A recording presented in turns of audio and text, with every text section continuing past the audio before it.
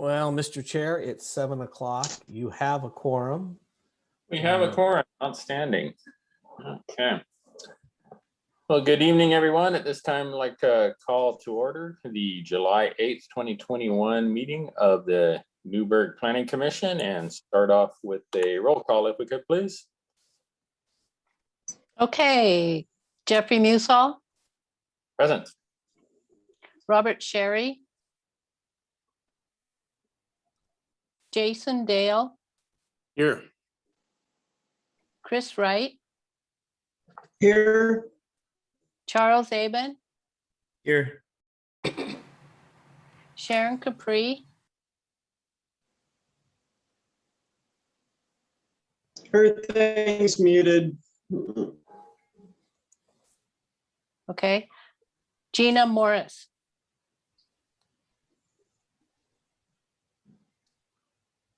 Okay, that's it. All righty, thank you. Okay, moving on to consent calendar. The first thing we'll do is consider the Planning Commission meetings from the last meeting.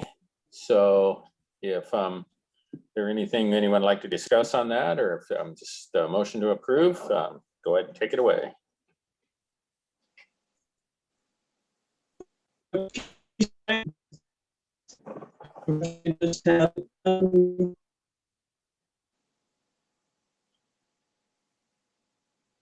Chris, you're breaking up.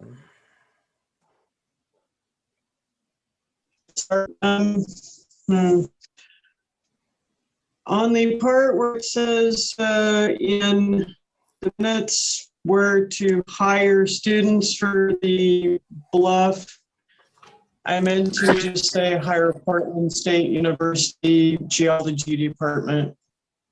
That's not kids. I'm not sure. Not the students themselves. That I made that clear.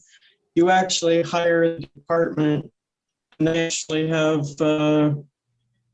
people that have worked in the industry and stuff like that. And it's just a project for students that they get involved if So they even use them. if we change it and say PC Wright suggested hiring Portland State University Geology department. Geology, okay. Yeah. Yes, Department of Geology. That's it. Okay, so noted. Thank you. Doug, I have a question. Yes, Sharon. Do we have a quorum without me? I had oral Yeah. surgery. So I was going to get to that. Yes. Let's see. 1, 2, 3, 4, 5. Yes, we will have a quorum if you need to step aside, Commissioner. Okay, may I? I'll see you Yes. guys. Thank you so much. See you on the 22nd. Feel better. Thank you. Bye-bye. Commissioner Capri. All right, do we have a motion on the meeting minutes As amended. as amended? I'll second Motion to, okay, as amended, we have to say that over. You guys get to say it. All we need is the motion. Who did the Commissioner. first? We just need the motion to approve the minutes as amended, and then we need the second. PC Wright to approve the minutes as amended Thank you. Is there- for, I'll second the motion. Thank you. Can we get a quick vote? Just, can we do just a yay or nay? Yep, just a voice vote. Okay, all in favor, yay? Yay. Any opposed? Okay, the minutes are approved. Mr. Chair, I would step back and say we need to go through public comments if we have any for anything that's not on the agenda. Okay, yeah, this time my apologies. Yeah, we need to go look for public comments for anything not on the agenda. And at this time, I'd like to ask if there are any persons wishing to make a comment for any item that's not on tonight's agenda. If there's anyone in the room, please raise your hand and let us know. We have a Lori Hines in the attendee section. I just allowed her to speak. I'm not sure if she's here to comment. Hello, commissioners. This is Lori Hines. I am here. And I don't know if you have all had an opportunity. We have a CUP application on the agenda this evening. I don't know if you've had an opportunity to see the recent correspondence that Mr. Keith Leonard sent to me, which is an objection from a neighbor to our short-term rental. I just want to. Lori, can I interrupt you for a moment? Sure, of course. This needs to be covered under the public hearing for the conditional use. Okay, well, just let me know when the right time to speak is and we'll be here. Okay.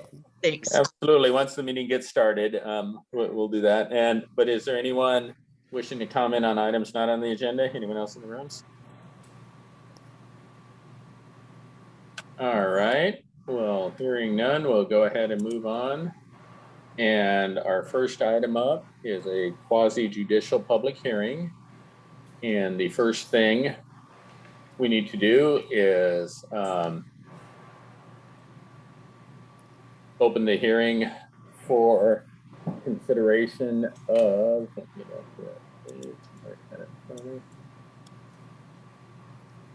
dang it. So this is a consideration. CUP 21, yeah, consideration of CUP 21-0001 for a vacation rental at 412 West 5th Street. And I'd like to go ahead, and the purpose is to discuss testimony procedure, and we'll also allow testimony. There's a 5-minute time limit per speaker and 15 minutes for applicant and principal opponent. And this time then I'd like to go ahead and call for any abstentions, bias, ex parte contact, or objections to the jurisdiction. I have disclosure, PC right. My father owned the property right across from this application. I will not make a decision on it. Okay, thank you. Anyone else? Okay, then let's go ahead to a reading of the legal announcement. And is our junior commissioner here? No, we are in the process of, we have a new appointment and they take their seat okay. in September. So I will take the lead and read the Absolutely. legal announcement. So haven't done this in a while. ORS 197.763 requires certain statements be made at the commencement of a public hearing. The applicable city and state zoning criteria must be listed. This means that we must advise you of the standards that must be satisfied by the applicant prior to our approval of the application. Planning staff will list the applicable criteria during his or her presentation of the staff report. Persons wishing to participate in this hearing must direct their testimony to the evidence towards the criteria stated by the planner or other specific city or state criteria which you believe apply. You must tell us why the testimony or evidence relates to the criteria. Any issue which might be raised in an appeal of the case to the Land Use Board of Appeals, LUBA, must be raised in person or by letter in the local level prior to the city approving or denying the application. The law states the issue must be raised in enough detail to afford the decision maker and the parties an opportunity to respond. This part of the law is also known as the raise it or waive it requirement. If you do not bring it up now, you cannot bring it up at LUBA. Failure of the applicant to raise constitutional or other issues relating to proposed conditions of approval in enough detail to allow the local government or its designee to respond to the issue precludes an action for damages in circuit court. Prior to the conclusion of the initial evidentiary hearing on an application, any participant may request an opportunity to present additional evidence or testimony regarding the application. The Planning Commission will grant such a request through a continuance or extension of the record. Well, thank you. Okay, and I guess you're still up because now it's time for a staff report. So at this point, I'm going to turn it over to Keith Leonard, and he's going to present the staff report. Thank you.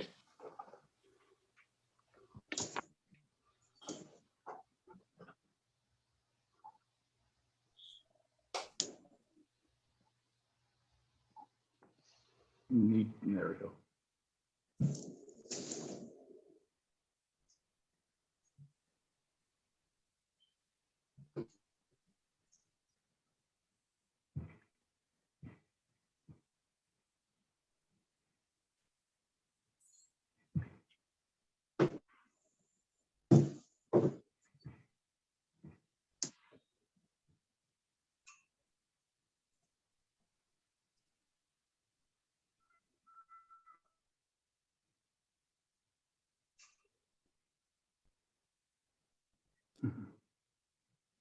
Are we gonna get it in the presentation mode here? Yeah, Robin, if you can just press from beginning.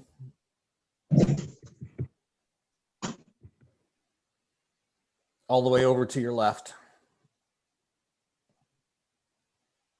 There we go. Good evening. My name's Keith Leonard. I'm associate planner here. We'll be presenting the application for and the staff report for 412 West 5th Street. That's for a vacation rental. This is CUP 21-0001. We did receive some comments after the report was released. One set of comments were from Erica and Brian Fox. And the other one was from attorney Stamp, I believe. So those, and we got the notes from the information from the attorney just late this afternoon. So I have had little time to go over that. And it was nearly 200 pages. Next slide, please. So the owner of the property is Laura Hines and Roy Neff. This is a conditional use permit for an existing 5-bedroom single family home. The location, as I mentioned, was 412 West 5th Street. The tax lot number is 100. The zoning for the property is R1. That's our lowest density zoning district. There is a stream corridor on the southern portion of the property, and also this is in the airport overlay, the conical surface. The applicable criteria is listed there, both the conditional use permit criteria and the vacation rental homes criteria. Next slide, please. The location here is, you said, 412 West 5th Street. The blue area is that stream corridor I referred to. That's a protected area here in the city of Newberg. The home and where the vacation rental would be located is on the front portion of the property. And as I mentioned, the zoning is also R1. Next slide. Here's a picture of the home. There was a fence up front, but they had removed that fence at this point. Next slide, please. So the West 5th Street is an unimproved road. And there's no sidewalks or anything along this. At this point, there's a 25-foot right-of-way. The city does require 28 feet of right-of-way from the center line. So we've requested that the approximately 3 feet of the frontage of the property is, and that would be along the entire length, would be dedicated to the city. There is a wall that may encroach into the right-of-way, and they may need to have an encroachment permit. A 10-foot wide PUE must also be recorded, and a non-remonstrance agreement will also be requested for the frontage improvements. As I mentioned, this is an unimproved road. There's no sidewalks in that area or paved road. Next slide, please. Applicable criteria. This is for the conditional use permit. This is A. It's located in an existing single family home. It's approximately a half mile southwest of the downtown area. Similar to other residential uses in the area, both in operation and design. The applicant will be providing the required 2 off-street parking spaces. Next slide. As I mentioned, it is located near the downtown. That is an attractive location for the folks visiting our city. It's in the middle of wine country, and that's why vacation rentals are something that do get rented around here and are sought after. As I mentioned, there's 2 existing parking spots. The use is compatible with all the residential uses, both similar in size and scope. It is a single-family home. And whether it was rented out long-term or an own dwelling, you would still have people staying in the home and preparing food and that sort of thing. And that concludes the conditional use permit criteria, both B and C. Next slide, please. And this is for the vacation rental criteria. 15.445.310, it must be in a single family home. This is indeed a single family home. The applicant has agreed to pay the transient tax, and they will be required to pay that transient lodging tax. There are at least 2 off-street parking spaces on the driveway. Maximum occupancy for this home is based on the number of bedrooms. There are 5 bedrooms, so that equates to 2 people per bedroom and 10 total. The premises will not include RVs, tents, or other temporary shelters. Posting, this is a sign that goes up next to the door, as just like in a hotel room. The owner information, the police contact number, the vacation rental standards, maximum occupancy, the garbage pickup day, which is Tuesday for this property, will all be posted next to the door. Next slide, please. So staff recommendation at this point is well, actually, I'll hold off. I'll make my recommendation after the Planning Commission has had a chance to talk. Thank you. All right, well, thank you. And Doug, is now the time where we look to for the continuance? Mr. Chair, what we would do now is we would take testimony from the applicant and any proponents, then we'll take testimony from the opponents. And I believe the opponents will be requesting a leaving the record open for at least 7 days or up to 3 weeks, and then we'll have the discussion about the continuance at that time. Understood. So at this time, we'd like to go ahead and begin the public testimony portion of the hearing. And since we don't have a witness table to start with, we'll start with the proponent, and that is Ms. Hines, correct? Yes, it is, Commissioner. Okay, Ms. Hines, if you'd like to go ahead. Certainly, would you like me to address general issues first or address the specific complaint that was received? Probably best to start out with the general issues, you know, your desires while you had the permit, and then move on to the other. Certainly. My husband and I are professionals who have been hosts for about 10 years. Our properties are mostly on the Oregon coast, but we fell in love with the wine country and want to spend part of the year here. We are living here now, but we would also like to have the opportunity to allow other visitors to Newberg and to Yamhill County a wonderful place to stay while they visit our area.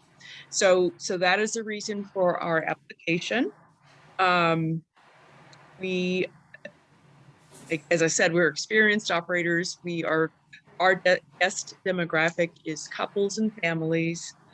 We're very respectful of our neighbors, and knock on wood, we have never had any kind of issue or complaint in about the last 10 years. That's the general information.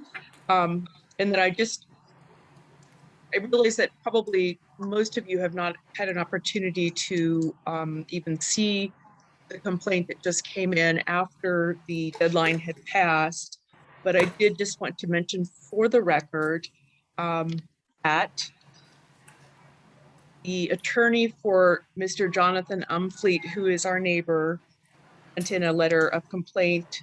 And again, as Mr. Leonard said, I just came in, so I read through it briefly, don't have all of the details, but essentially, I think stating that it was not a residential use. I just wanted to let the commissioners know that Mr. Umfleet prevented, there's a section of fence between our property and shared driveway with Mr. Umfleet and another neighbor that has fallen down. It's pretty unsightly. Our contractors were going to put it back up, and Mr. Umfleet did not allow them to do so because he was concerned that he just didn't like the looks of it, which I completely agree with. So as a result, we hired a surveyor, and we have the initial survey. We're in the process of getting that certified, but we did find that the existing fence is 4 to 6 feet from our property line. So Mr. Umfleet called me yesterday. He was concerned about what our plans were, and I told him that because it is an unsightly fence and it doesn't give any privacy between us and the neighbors, we were planning on constructing a fence about 1 foot from our property line so as to allow for maintenance as it's required. Mr. Umfleet expressed his concern that he would lose his parking spaces, and I told him that we don't want to be an inconvenience, but we do want to have the use of our property. So with that context, I believe that is the reason for the complaint that came in today. And I would just like to close by saying, and I'm sure all of the commissioners know this, that the Oregon Supreme Court in the Yagman versus Parent 1997 case ruled that short-term rentals are a residential use. And if there's any questions, I'm happy to answer them. Well, thank you. Does anyone have any questions at this point?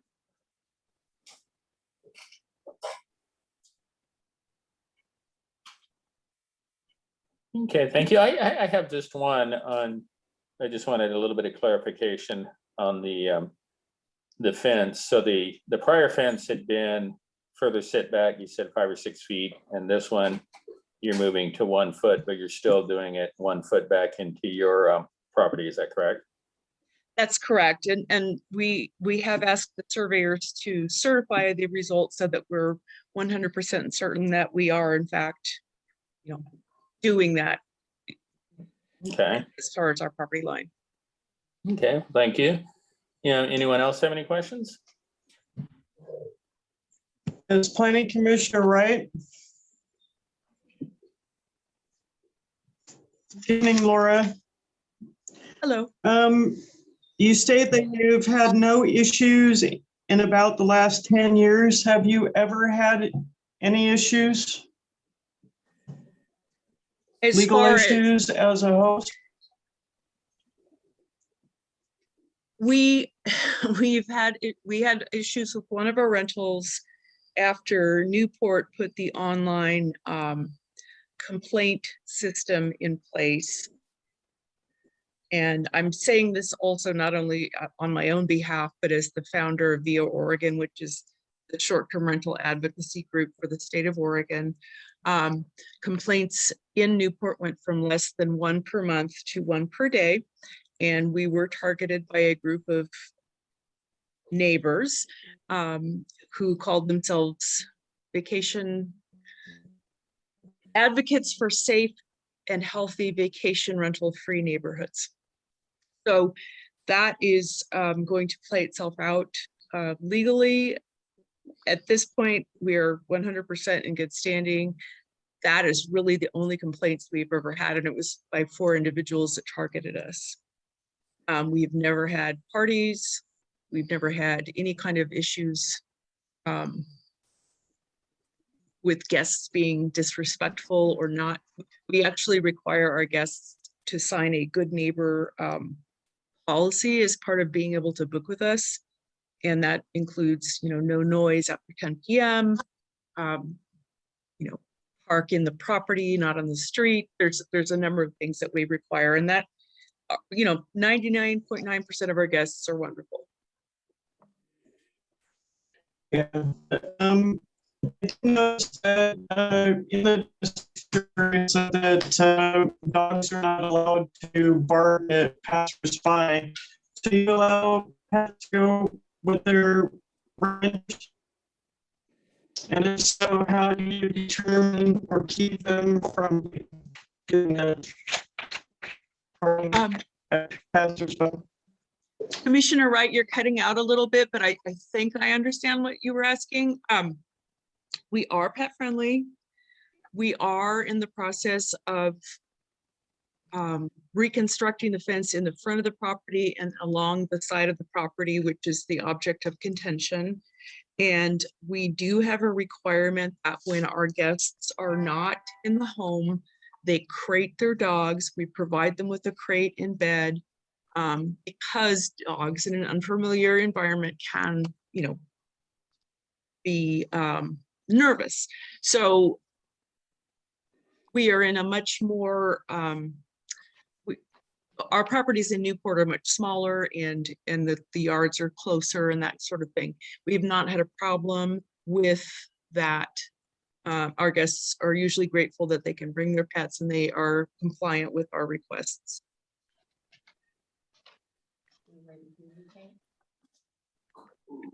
Okay, are there any other questions? Yeah, so there's 10 of us here who are in the Newberg Public Safety Building as per the letter that was sent to us. And we would like a chance to speak and to talk and to be heard. Okay, are you speaking as an applicant, as a proponent, an opponent, or in what capacity are you speaking?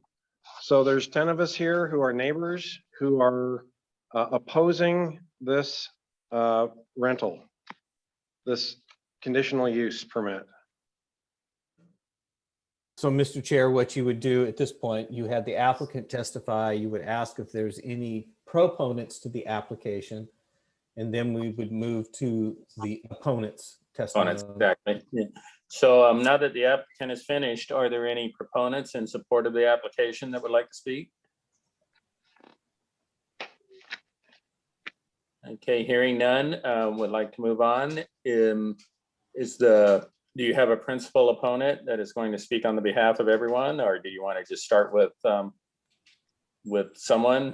However you want to do it, just state your name for the record, and then you have 5 minutes to testify. Okay, my name is Jonathan Umfleet. I'm a neighbor on this street, and I can't say that I want to speak for everybody here because there's 10 people, but I would at least like to give my perspective and ask some questions and voice some concerns. Okay, go ahead. Chair, can we have him spell his name? Would you spell your name for the record, please? Jonathan, and my last name is U as in uncle, M as in Mary, Fleet as in fleet of ships, Umfleet. Thank you. Okay, go ahead. So first of all, I just want to be honest. I don't know of a situation where a short-term rental has ever been beneficial to the community or the neighborhood. All you have to do is look, Google things, look at what's happening all across the state of Oregon. And this is a bad thing for the neighborhoods, the communities, everybody. There's not a positive, there's not a good takeaway. There's lots of concerns we have regarding traffic. We live on a very narrow gravel road. And to have 10 occupants in a house is more people than have ever occupied that house in the 27 years that I've lived there next to it. I would also say that the application is a little bit misleading from the sense that they talk about having, you know, there's an obligation to meet harmony, have harmony with the design and everything else. Again, small, narrow gravel road, and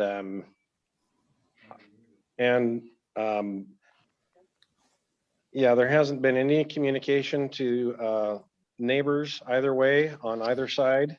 And I'm just going to say there's looks like there's an attempt to move a fence that has been in place for probably 14 or 15 years. And I'd like to know more about that and ask some questions about that need. And if that right of way grows, what happens to the right of way on the other side? I mean, there's questions about if there's 28 or 9 feet on the one side, will there be even 28 or 9 feet on the other side? So I don't think this is being handled consistently within the neighborhood even. Yeah, there's a city easement there. I'm just going to pass this off to somebody else right now. Okay, first, does anyone have any questions for Mr. Umfleet?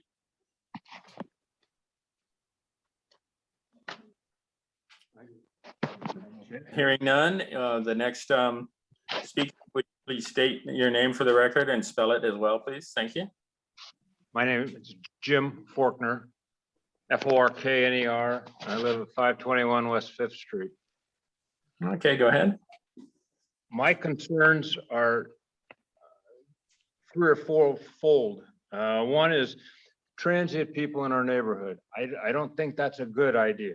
I don't care who, what, or when, but that's just people coming and going at all hours. Doesn't hold a candle to me. The street is narrow. It's only 18 feet wide. It's gravel. It's dusty. I don't know if anybody on the council has even been down Fifth Avenue, but it needs paving. And until that happens, I don't see how you could grant any kind of permit for any kind of rental houses or more vehicles on the street. Secondly, who's going to enforce the parking? If there's no parking signs, if there's no signage about parking, who's going to enforce that parking rules? And a couple other quick questions are, why now for a variance? Why wasn't this variance applied for at the time of purchase? And then none of this would be going on, but they chose to wait till now to try to get this through. And I strongly object to this. And I just don't see how you can grant this. And the last thing is, who is the community development department? And they called this meeting at 7 o'clock down here, and you people are having this town hall or city council meeting with her there. So where's the committee? Those are my questions. Okay, thank you. Any questions from commissioners or anyone? I believe this is in Elise's district. I think this is all District 1 or 5. I'm not sure which. Okay, this is she's a city councilwoman, and this is before the planning commission. So oh, this is planning commission. I'm sorry. I thought this was city council. Oh, okay. All right. Well, then, well, why aren't they here then? Because the process requires this to go through the planning commission. Well, but why would we get a letter then to state to be here tonight at 7 p.m. And if this wasn't part of the process, why was this letter sent out?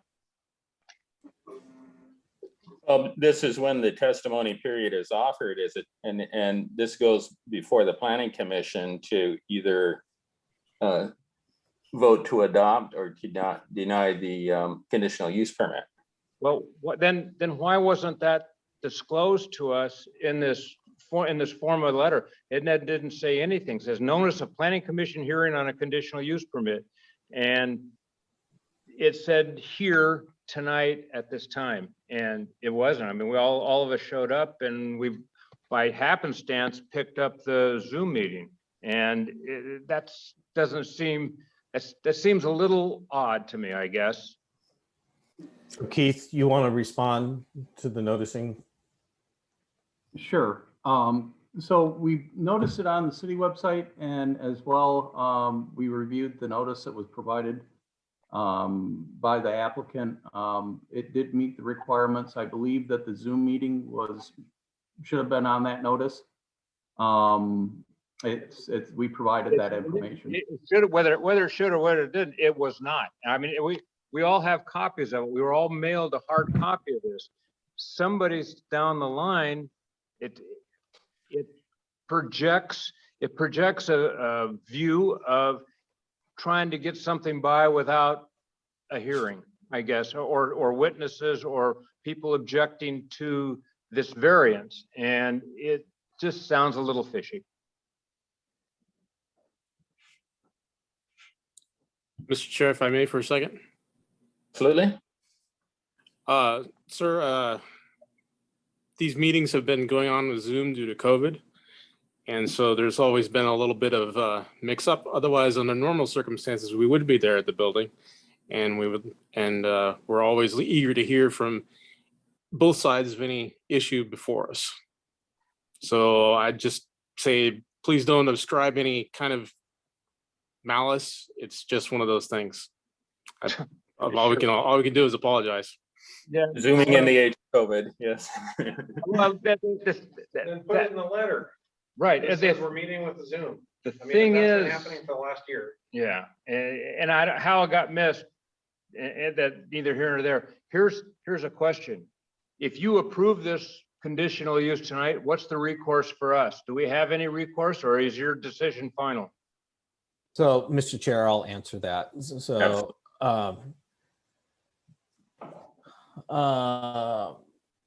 Mr. Stamp had submitted information to us later this afternoon.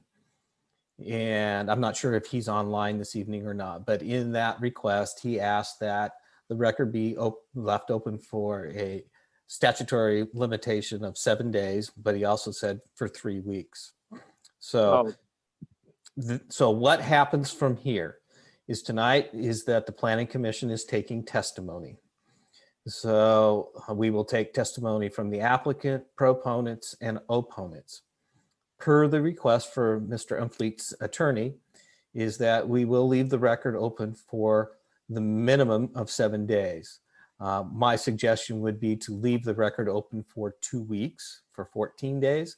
That would provide Mr. Umfleet and his attorney to provide any additional comments, or anybody else who's at the meeting this evening to provide additional comments.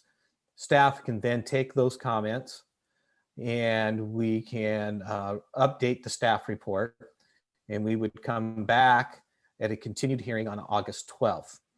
Now, for Mr. Umfleet's question about recourse, the decision of the Planning Commission in this case, which would be an order, for all of those who participated in the public hearing, they would get notified of the Planning Commission's decision.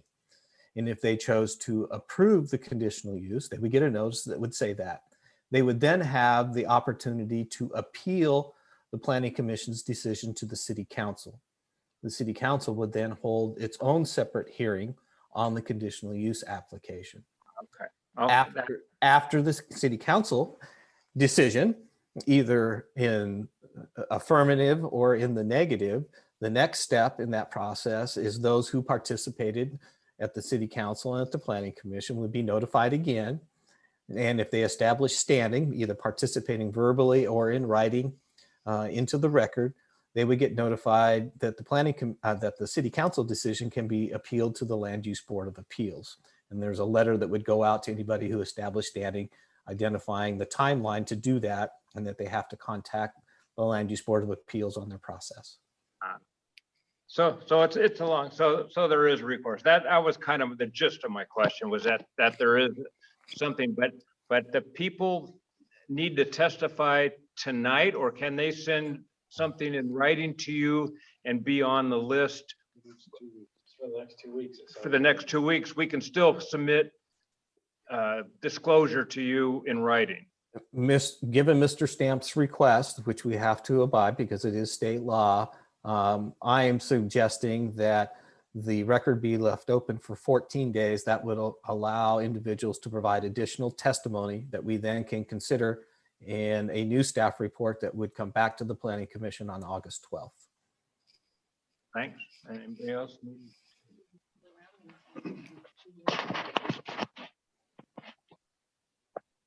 Okay, my name's Lucas Bias, Lucas Buyas. I live at 517 West 5th. I'm really not a fan of the idea of having a rental with having up to 10 people stay there. And then who knows what their plan is for the rest of the property. I got 2 kids. We live on a dead-end gravel road, and people would never get that driveway. They would come turn around in my driveway with my 2 kids. So I'm really not a fan of having any more traffic on a dead-end road than I already get from people not reading the dead-end sign. Good. Nobody else want to? Any questions? No, okay. Next person, please state and spell your name for the record. My name is Todd Albertson, TODDALBERTSON. Thank you. Go ahead. It's exact same thing. We've got a 2-year-old. We live right there on the corner of Harrison and 5th, and the increased traffic is a concern. Okay. Thank you. And that's something we can ask the owner about once we get back to that testimony, and you know how to address. But at this point, let's go on. Is there another opponent that'd like to speak? Yes, my name is Laura Umfleet, LAURAUMFLEET. I'd just like to go on the record as opposing the vacation rental that shares a property line with my driveway. That is all. Okay, thank you. Anyone else that would like to speak? Yes, hi, my name is Adrian, ADRIAN, last name KOLE. I live at 504 West 5th Street. I'm the next house down the street from this residence in question here. I'd like to go on record as saying that I'm opposed to this. I feel like we have kind of reached a threshold where the traffic is getting a bit ridiculous at this point. Recently, and I don't understand the reasoning, but the city had allowed a developer to build more houses down the road on this gravel road without requiring any kind of improving of the street to allow for this. So we're already at a point where we're seeing a significant increase in traffic. And if you would visit our area, you would see that it's a very dusty area. It's almost impossible, like I say, to even keep one of our vehicles clean for a whole day. It's literally, you know, quite bad. And I'm not enamored with the idea of having a large 5-bedroom house with 10 people there and possibly subdividing the property and having all that additional noise and everything that comes with that. I have a hard time believing that this is going to have a minimal impact on our neighborhood. And I might add that we have had no communication whatsoever from these people. So the comments stating that they're wishing to be good neighbors and so on, I haven't seen any evidence of that. And anyway, I wanted to go on record as also basically substantiating what has already been said. I think that's all that I have to say. Well, thank you. Any questions to the speaker? If not, Chair. Okay, go ahead. I just have one question, please, for all the people gathered here to state their case, is to also let staff know what their addresses are so we can see what the immediate impact of all this is. I thought we give our addresses. I'm just double checking. Okay. Okay. My name's Karen Little. I'm at 409 West 5th Street, right across the street from the proposed property. Our concern is maintenance. During the remodeling, there were piles and piles of debris left for months, and it's not very nice to look at. Karen, we can barely hear you. Okay, my concern is maintenance and the extra traffic. During remodeling, there was months that the pile of junk was outside. It doesn't add to the popularity of the neighborhood, and we have to stare at it right across the street. So we're just concerned about maintenance and the number of people that'll be there. Okay, thank you. I'm opposed to the approval of this. Okay. Any questions for the speaker? No, are there any other opponents that would like to go on record? Yes, Yeah. Chair, I didn't get Karen's last name. Oh, sorry, would you spell your last name for the record, Karen? Yes, Littau. Okay, thank you. My Okay, name any is other Gabriel speakers? Peterson. Go ahead, I'm sorry. My name's Gabriel Peterson, Peterson. I live at 500 West 5th Street, right next door to the proposed. I'd like to go on record saying that I am definitely not for this. The small gravel road is a main concern. Number two, I have a high problematic issue with people turning around in my driveway, which faces my master bedroom. At all hours of the night, headlights come through that window. That's a huge concern for me. As well as another concern is what's going to happen with that property. I am very much against that being subdivided, and I have a feeling that that is going to be happening. This is a small little area. I'm mainly concerned that we can barely get our boats in and out of that driveway. We have neighbors with campers that have to back down that road. Anybody that parks on that road makes it impossible to get through.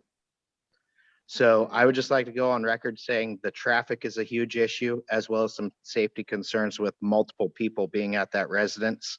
I'm more worried about parties breaking out, things being thrown over the fence into my yard, and mainly noise. To have 10 people in that small of a house at one time is absolutely the worst decision you could do. Okay, any questions? You have a different last name.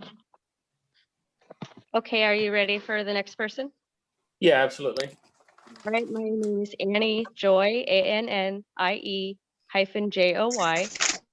Last name is Bays, B-A-Y-S. And I live at 500 West 5th Street. So I oppose this because of a couple of different reasons. Number one is because we have an easement with the city for water access down our driveway. And this resident that plans on supposedly fixing the fence is going to be squeezing into our side of the property based on the property line. And that is highly concerning because of the space between my home and where the fence is already. If is done, it will neck down that side of the house where you can't even get a city truck back there like you can right now. So that would be an issue with my paperwork with the home. And then I also have the issue with the fact of if you go from 10 people in a single rental, and then what their plan is to put the home on the back lot as soon as this is completed, then we go up to 20 people at one given weekend, weekday. There's going to be no limit between the two homes saying, well, you still only can have 10 people down that one driveway. It'll turn into 20. So that's a high concern for me right there. Parking on the street. That parking supposedly not happening on the street, that there's no way. That would be an impossibility. So that's all I give right now, but you'll get our written statement as well. Okay, thank you. Are there any questions? I have another little note to make. My name is Jim Forkner, and I'm at 521 West 5th Street, and you have me already, but what came up was that narrow road and people parking on it. You have to consider emergency vehicles not being able to get down there. You have to worry about a fire engine or an ambulance. Maybe a police car can squeeze through there, but if there's cars on both sides of the street, you're not going to get a fire engine or an ambulance down that street. And that's a major concern. And I would hope a concern of yours also. Thank you. Okay, thank you. Are there any other opponents that'd like to speak?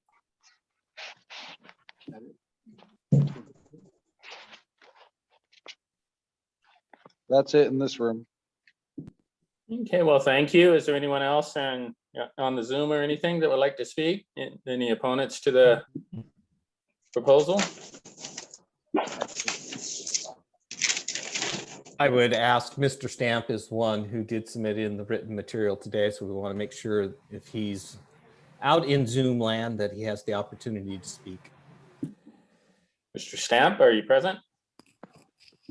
Mr. Chair, I don't see anybody by that name, but I will say that Lori Hines, the proponent, has her hand raised. There will be an opportunity after we get through the opponent's comment for the applicant to make additional comments. Okay. Can I make a quick question? I have a quick question. Have you, as the planning commission, have you been down that street? Have you visited the property? Can you identify yourself, please? Oh, I'm sorry. It's Jim Forkner again. Yeah, your worst nightmare. At 521 West Fifth Street, and my question is, has the planning committee been down to physically look at the property? I don't believe any of us have. As the chair, I can speak to that. Actually, we're prohibited from doing that.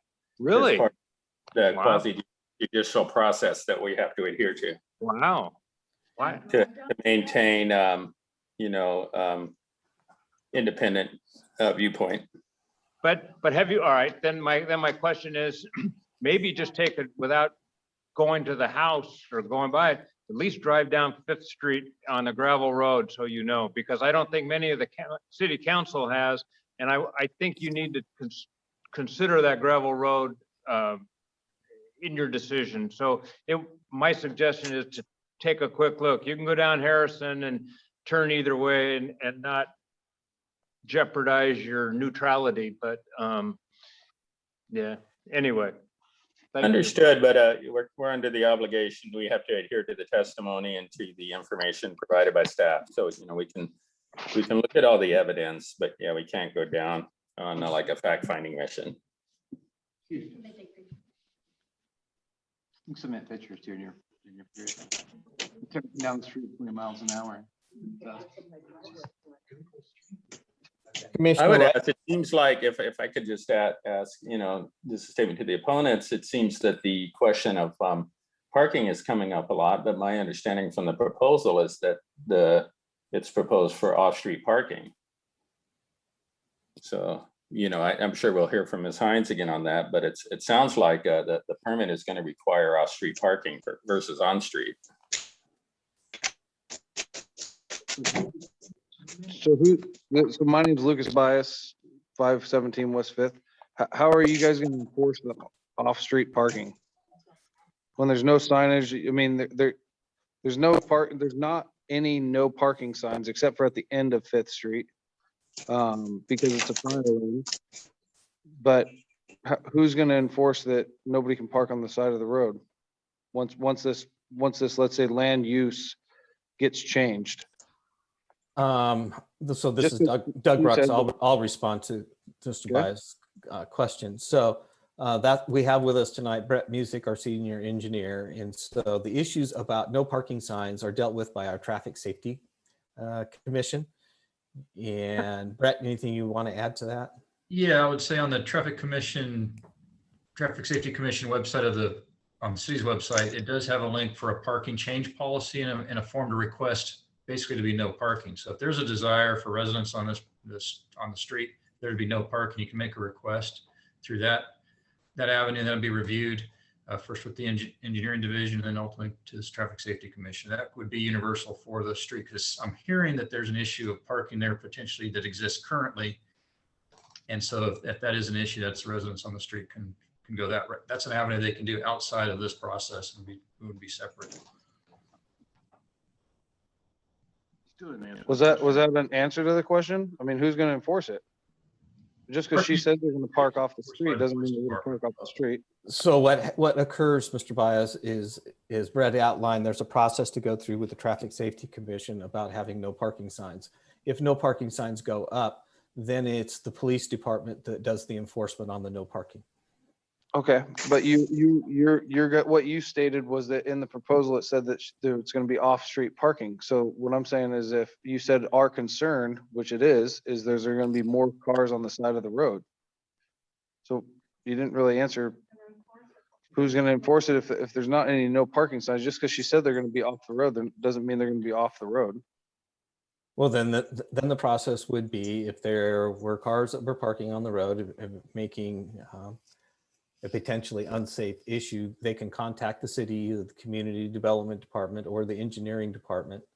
Through the CUP, we do monitor the activities that occur based upon planning commission approvals. And so if we got comments that said that there was a parking issue, then we would go back to the operators of that vacation rental and have a discussion with them about their meeting their off-street parking requirements. Okay. Thanks. You're welcome. Mr. Chair, if we do not have any additional opponents, then it would be the time to allow the applicant to provide rebuttal comments. Absolutely. One last chance. Are there any opponents that haven't spoken that would like to go on the record? Okay, hearing none, would like to go ahead at this time, allow our applicant to speak in rebuttal. So go ahead, Ms. Hines. Hello, commissioners. My first comment / question is that the callers identified themselves as being from the Newberg Public Works Building. I'm wondering if any of these folks are Newberg City employees, and if so, should they have disclosed that?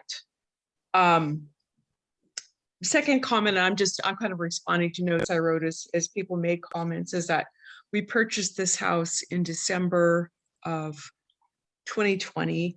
We applied for the CUP in February, so we did not delay.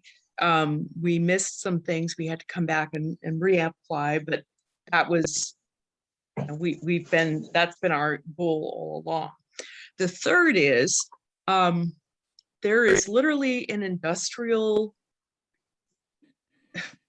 business across the street from our house with huge commercial trucks that are driving up and down the street all day. Our neighbor has a 30 to 36 foot RV. The concern about a single family vehicle driving down this street is unfounded.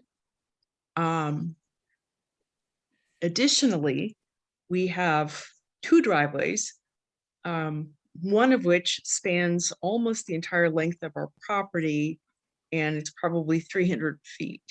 So there's more than enough parking. Although there are parking spaces right now in front of our property, we would probably give those over to the easement for eventual sidewalks.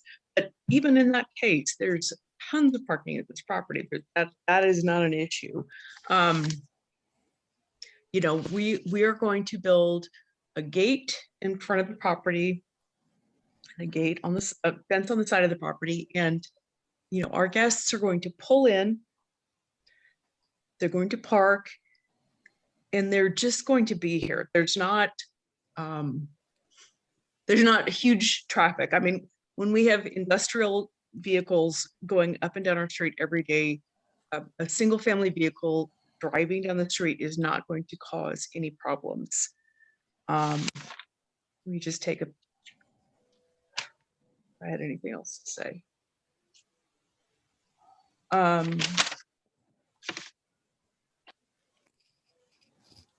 I think that's the main thing. I will just say that this home was verging on derelict when we bought it. We have, our neighbor Karen across the street expressed concern about the debris, and I agree, and I have apologized to the neighbors about that. It's a 180-degree difference now. We are fixing things. We are actually making it safer, better, making our neighborhood better. And we intend to continue to do that and have this be one of the, this street could have a gentrification. We hope to be the impetus of that. So with that, I thank you and I will close my comments. Well, thank you. I just, I do have one question for you, Commissioner Musall here, just to go on the record. A couple of the opponents talked about plans to subdivide, but you didn't hear anything in your proposal. It sounds like at this point, you're just looking for conditional use on the building with the 10 occupants, not something with 20 occupants or anything. Is that correct? No, I mean, that is correct. I have talked, the house was sold as a potential to split. And when I spoke with Mr. Umfleet and he wanted me to continue to let him have parking spaces on my property, I explained that when I met with the planning commission, they said that there was certain width needed for splits in the future, and that we weren't really willing to cede our land over to them, So, but do I have plans? No. No, at this point, we just would like to finish the house, get it fenced, make it a nice place for people to visit, and that's really our goal. Well, thank you. Does anyone else have any questions?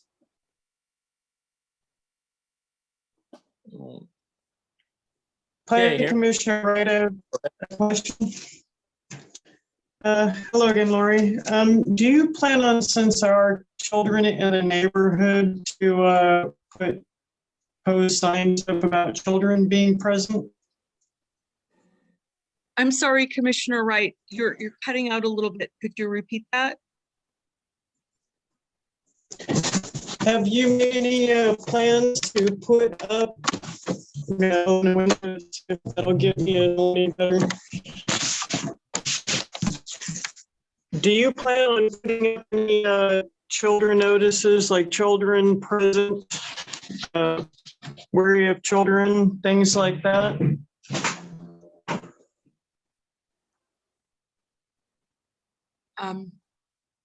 I'm sorry, Commissioner Wright, I'm still not able to hear you. This is Doug Rux, Community Development Director. I believe that Commissioner Wright's asking the question if there are any intentions to post signs that children are present for those that are traveling up and down the roadway.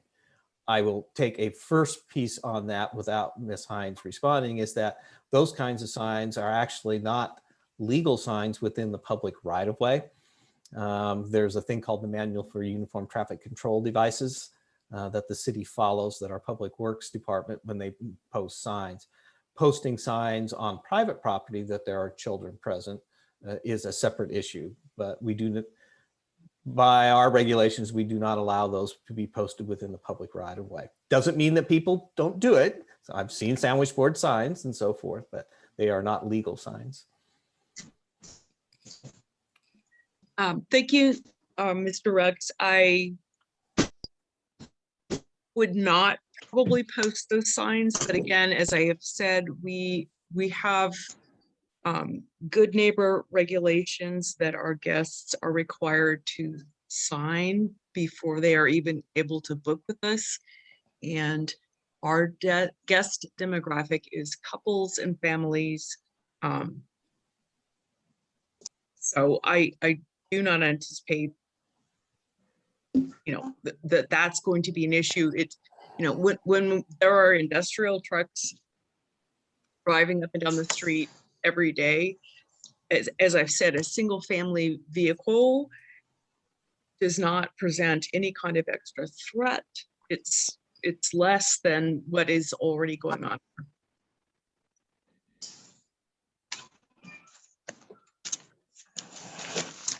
Well, thank you. Are there any other questions for Ms. Hines at this point? Hearing none, Mr. Chair. So here would be your process as we move forward.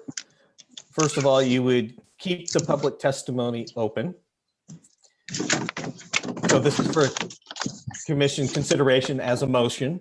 You would keep the public testimony open. You would leave the record open for 14 days. That would allow for Mr. Stamp and others who have testified this evening verbally to provide additional comments to the Community Development Department, and that you would continue this hearing to August 12th, 2021 at 7 p.m. via Zoom. Well, thank you, Mr. Rux. And yeah, at this time, we'd like to do that. Do I need a commissioner to offer a motion so stated, correct? Correct. Okay. Mr. Chair, I move that we leave the public record open for a period of 14 days and continue this particular issue until our August 12th meeting. At 7 p.m. At 7 p.m. on Zoom. Thank you very much. Thank you very much. Is there a second? I'll second that. Commissioner Wright, second. Thank you. We have a motion and a second. Can we get a roll call vote, please? Okay, Jeffrey Musall, Yes. Robert Sherry, Yes. Jason Dale, Yes. Chris Wright, Yes. Charles Aben. Yes. Thank you. So with that, Mr. Chair, I would just, to all those who are participating this evening, is that you have 14 calendar days to provide any additional comments. Those comments should be addressed to the Community Development Department. Please reference the case number, CUP 21-0001. We will then receipt all of that information in, and there will be a new staff report that will come out for the August 12th Planning Commission continued hearing. Thank you. And I'd like to thank everyone for their input and testimony, and we'll look to continue in August. All right, moving on to our Planning Commission agenda. We have a legislative public hearing now. And this is regarding the Newberg Urban Renewal Plan and accompanying report, conformance with the Newberg Comprehensive Plan. So at this point, I'd like to ask if there are any objections to jurisdictions, any ex parte notifications that need to be made, or anything like that. Okay. Hearing none, we'll move on down and we'll follow a similar format. If there's public testimony, maybe given time to talk, but first we'll go ahead and get a presentation from staff. So if staff would like to go ahead with that. Thank you, Mr. Chair. So Robin, if you could pull up the PowerPoint. So I have with us tonight Elaine Howard from Elaine Howard Consulting, LLC. She is our consultant of record on our urban renewal program proposal. So we're going to walk through a PowerPoint presentation. Robin's going to run it. So you're going to hear us. Next slide, please. Elaine's going to go through an Urban Renewal 101 portion of the presentation. Then I'm going to talk about the Urban Renewal Plan and the projects. And Elaine's going to come back and talk about some of the financials related to the city. And then I will bring it to a close on the findings related to conformance with the comprehensive plan. So Elaine, with that, I will turn it over to you.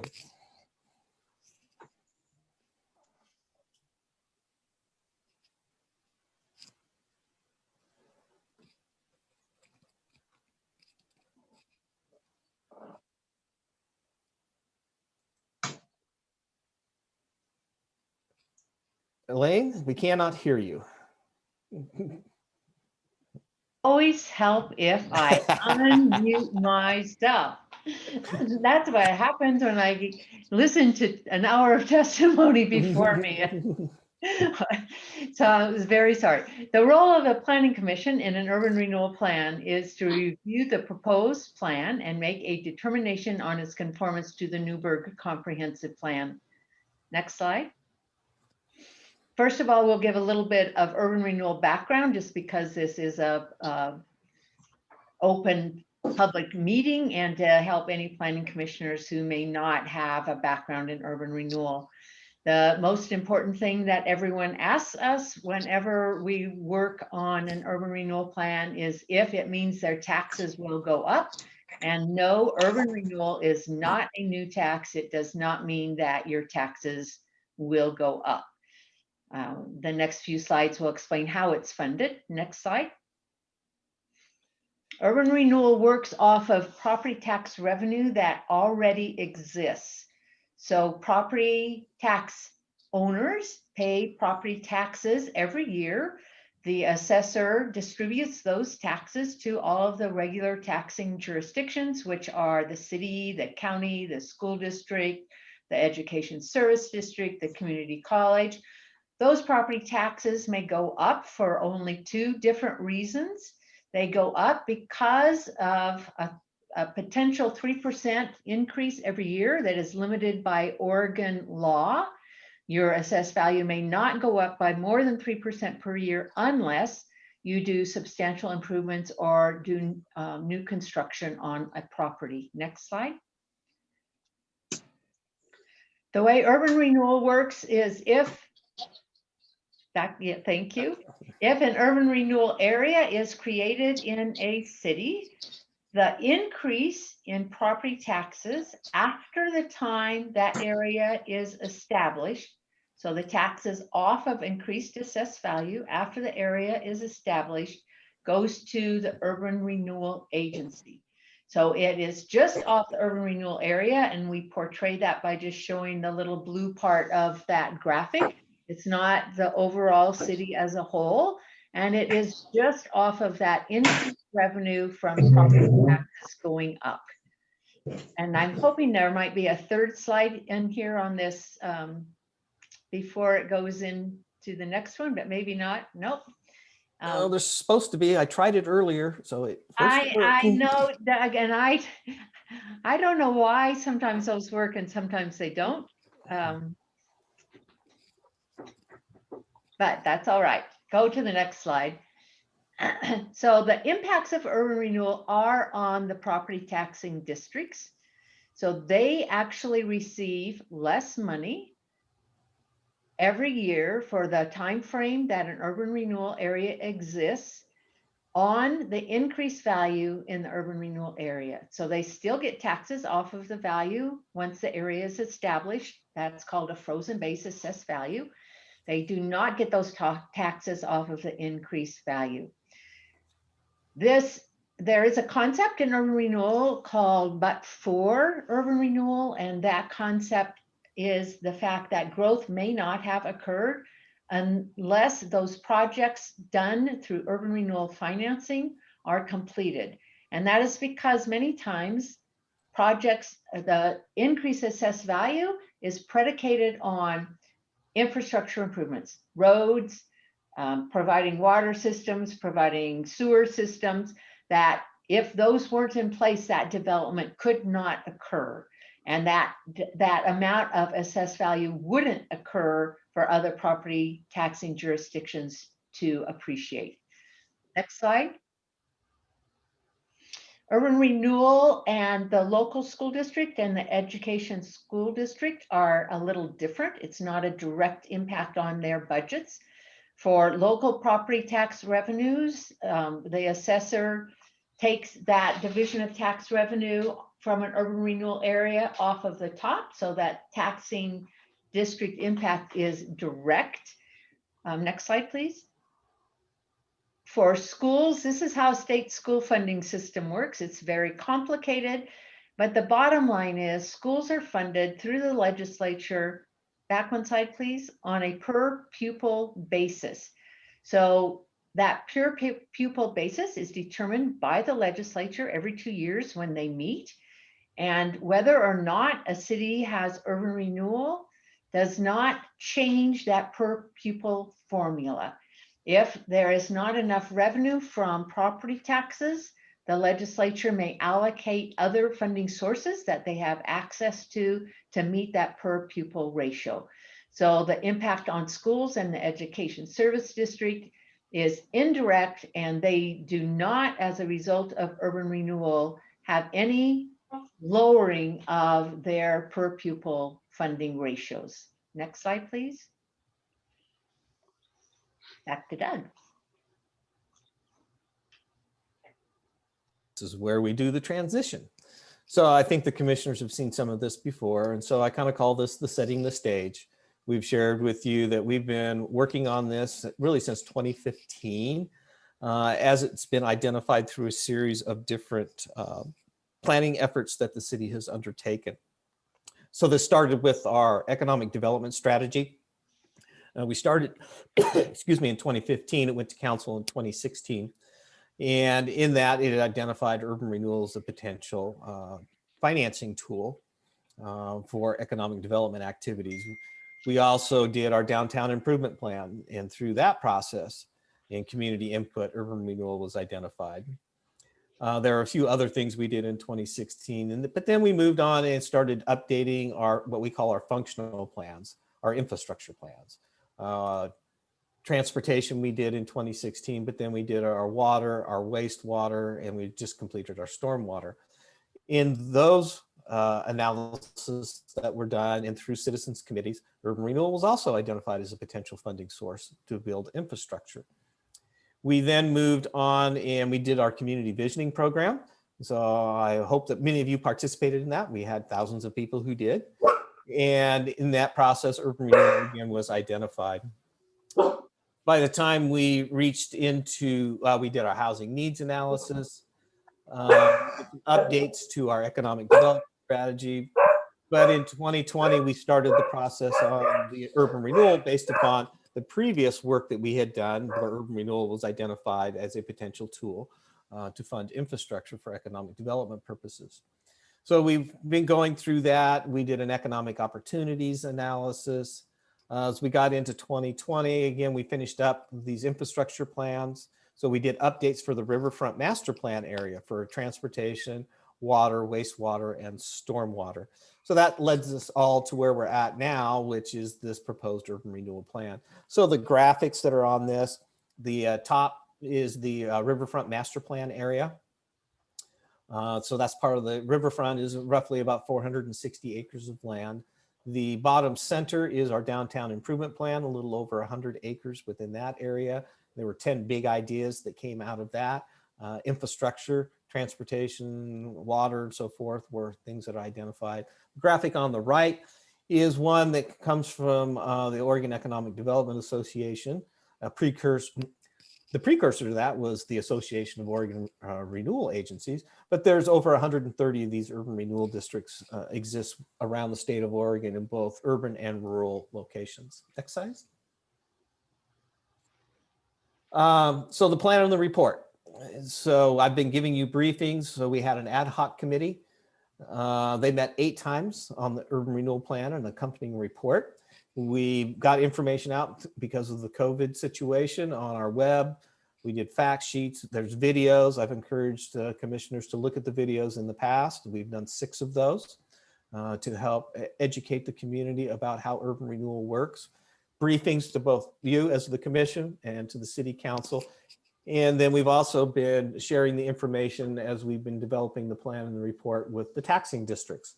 So we weren't just hitting them with, you know, cold information at key points. I was sending that information and or notifying them of all of the ad hoc committee meetings so that they could participate or listen in if they chose. Next slide. So this is the district. It's color coded. The ad hoc committee created sub areas. And so it's 600 acres in size in total. It has connections between downtown and the riverfront with Blaine Street and River Street. And the maximum indebtedness identified in the plan is $106.4 million. And that would be the maximum amount of money that could be spent. Next slide. I'm going to quickly go through these sub areas. The one on your left is the mill site proper, which is under demolition at this point in time. So there are transportation and then infrastructure underneath the roadways that are identified. So improvements to Winooski Street, a new street through the mill site location, and then a road along the southern edge of the mill site, which we generically call the Bluff Road. There's also an esplanade that's identified in the urban renewal plan, and that came directly out of our work on the Riverfront Master Plan. That goes from River Street over to our Waterline Bridge. The diagram on your right is south of the bypass, and it's sub-area B. And it has a continuation of that esplanade that goes from River Street west, following the top of the bluff, and then goes out to the end of Northeast Waterfront Street. There are also improvements identified in River Street and in 14th Street. And then there are some trails as well that are part of the bypass trail system. Now, there's a missing link that occurs between River Street and Weatherly Way, College Street area. And so the committee identified that as a project. There's also a rail crossing improvement. So as development occurs down in the riverfront area, in conversations with ODOT Rail Division, there will need to be upgrades with signal arms and lights and so forth on River Street at the crossing. Next slide. Sub-area C is on the left. This is north of the bypass, and this one is for a wastewater system, a new pump station, a new force main, and some new gravity lines. This pump station would also serve sub-area B. Given topography, things will flow back to the west, go underneath the bypass into this pump station, and then be pumped back to the east towards River Street. D on the right-hand side is those projects are an extension of Blaine Street, south of 9th, that would connect back up with College Street. College Street improvements from 9th to 14th Street, and also rail crossing improvements because of the rail line that exists. Next slide.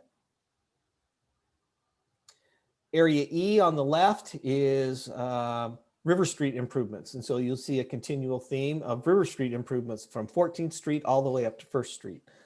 Again, it has associated identified underground infrastructure. The one on the right is continuation of River Street from 9th Street up to 3rd. Next slide. On your left is sub-area G. This is Blaine Street, and this one would be for water lines. I think you may remember we gave you a briefing on the infrastructure-based time extension request for middle housing, and we have water deficiencies. And so the green area, by and large, is high-density residential, except for Memorial Park and the PGE substation. And to try to get that higher density residential, there's some upgrades that need to be done to the water line in Blaine. Then we have H, which is the downtown area. And there are many things identified in the downtown. So through the center is 1st Street, kind of the brown. That would be the road diet. There would be some sections that would remain 3 lanes, but that's to address the pedestrian aspect that came out of the downtown plan. Towards the bottom in yellow is 2nd Street, and that's a utility undergrounding for the overhead lines, power, telecommunications. Again, to allow 3 4-story residential buildings, which are identified within the downtown improvement plan. The blue lines that run north-south primarily are water line improvements.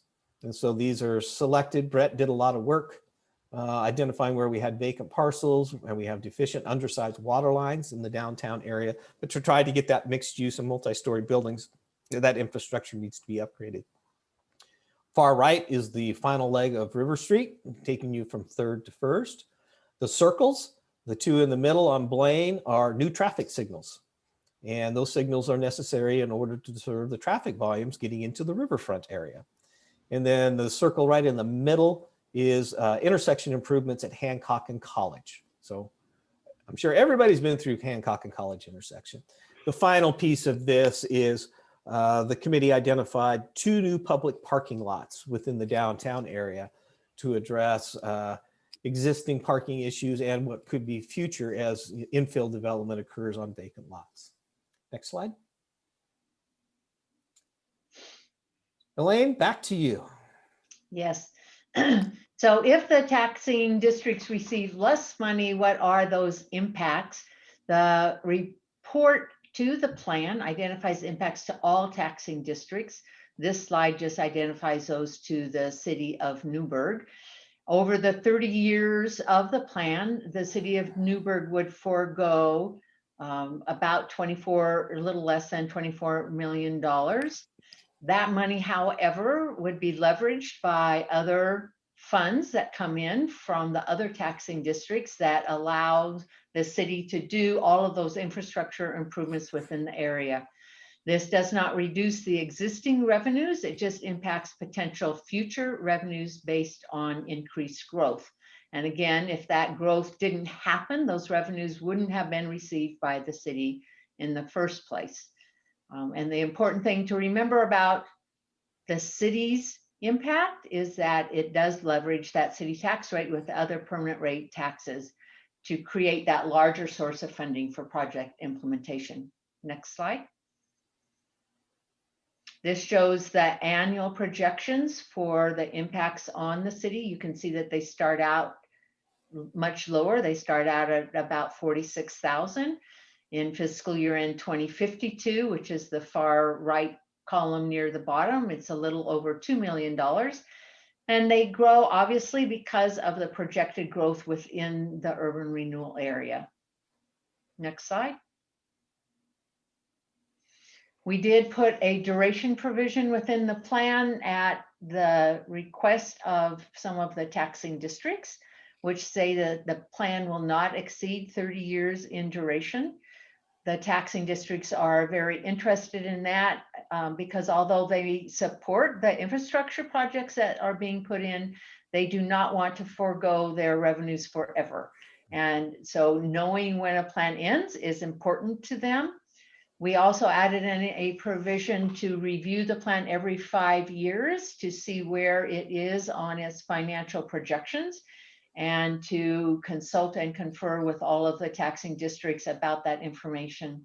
Another provision within the plan itself and a requirement of the statute is an annual report that also has to be distributed to all of the taxing districts that tells them how much maximum indebtedness you have used, what the impact is on their specific taxing jurisdiction.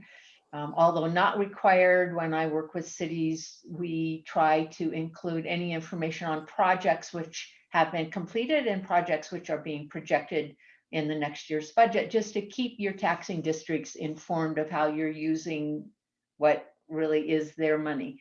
Next slide. Back to Doug.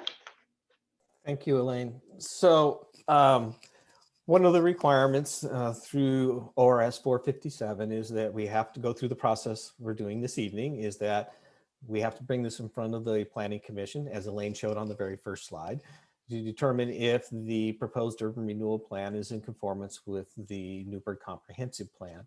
So we've outlined the bullets here of the elements of our comprehensive plan that have been addressed. There are findings that are in your staff report as Exhibit C. It's always important to enter the entire staff report and its exhibits into the record. So you can see Elaine went through and did an analysis, and I'm not going to read through all of these, but we went through the various sections of our comprehensive plan. And that analysis concluded that we are in conformance with the Newberg Comprehensive Plan. Next slide. As part of that process of the comprehensive plan, always remember that we have some subsets to that. So we have the transportation system plan, which was analyzed, which is in your findings, the wastewater, the water, the stormwater. And then though it's not in our comprehensive plan, we do have an economic development strategy, which is a freestanding document, and that was analyzed as well. And again, the proposed urban renewal plan is in conformance with all of those documents. Next slide. So here I need to kind of deviate from where we thought we were originally at. So we've been going through the consult and confer process with the taxing districts. I have one left to go through. That will be next Wednesday morning with the Soil and Water Conservation District. In parallel, we're also going through a process with the Yamhill County Board of Commissioners, because a portion of this urban renewal plan is outside of the city limits, but within our urban growth boundary. There's approximately 244 acres that are outside the city, but within the UGB. All but 54 of those acres are now in process of being annexed into the city. And those annexations should be completed by the end of December of 2021. But we have to go in front of the County Board of Commissioners for them to adopt a resolution approving the urban renewal plan. So we are in that process now. There's a parallel step, which is leading to why we have the meeting on July 22nd. There's also a provision, because it's a jurisdiction, is that we have to show conformance with the Yamhill County Comprehensive Plan. So in our last meeting with the County Board of Commissioners, it was agreed on a process whereby the Newberg Planning Commission would review the Newberg Comprehensive Plan for conformance, but also the Yamhill County Comprehensive Plan. So I've renoticed for the July 22nd meeting to include the Yamhill County Comprehensive Plan. So we are in the process of drafting those findings now for that July 22nd meeting.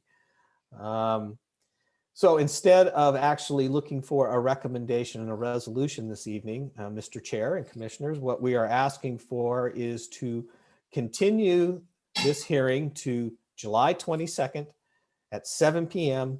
via Zoom. Well, thank you, Doug. Do we need to offer up the chance for public testimony? Or Yes, it would be good to do the anybody who's a proponent, opponent this time. Okay, so at this time, I'd like to ask if anybody who's a proponent of the resolution being discussed, if they would like to speak. Mr. Chair, there's nobody in the waiting room. Okay, thank you. And I'll take that to mean there's no opponents as well. Correct. Okay.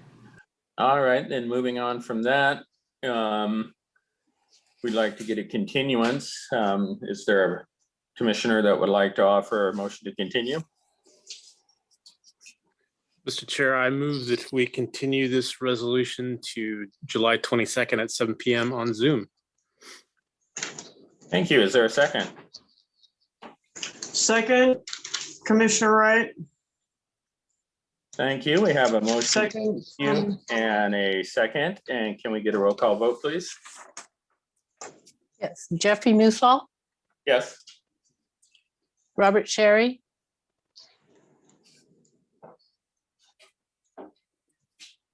you're Yes. on mute. Thank you. Jason Dale, Yes. Chris Wright, Yes. Charles Aben. Yes. Thank you. Okay, the motion passes, so we'll take it up again on the 22nd. Moving on, it's time for items from staff, and it looks like we're going to talk about the urban growth boundary expansion. Before we get started on that, Elaine, thank you very much for spending an evening with us. And I will I'd talk like to to- you Yeah, soon. Elaine, thank you very much. I'd like to say great job on that. That looks really good. Exactly like we've been talking about for a long time now. Real good presentation. We did get participation from Commissioner Dale and much appreciated that. So thank you. Bye. Yes, Elaine and I've given the presentation many times now, so it's like secondhand. Yeah.